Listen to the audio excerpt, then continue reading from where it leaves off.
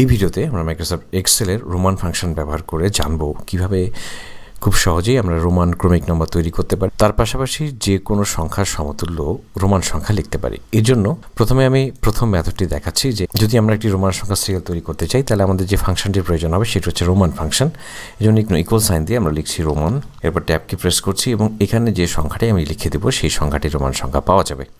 তাহলে সাপোজ আমি এখানে লিখছি যে 150। তো এখন যদি আমি 150-এর রোমান সংখ্যা জানতে চাই তাহলে সেটা হচ্ছে CL।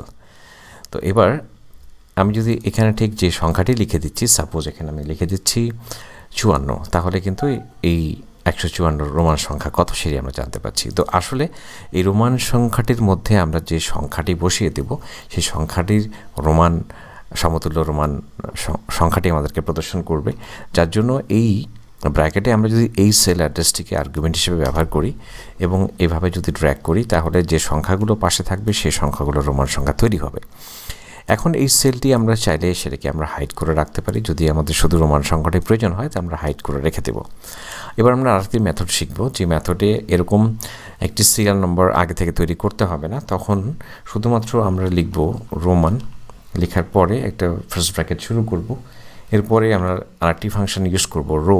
এই ফাংশনটি দিয়ে আমরা যত নম্বর আসলে যত রো পরে সেলটি শুরু হবে তাহলে আমাদের 1 2 3 অর্থাৎ 3 রো থেকে ক্রমিক নম্বরটি শুরু হবে। এই জন্য আমরা এখান থেকে -3 লিখে দেব।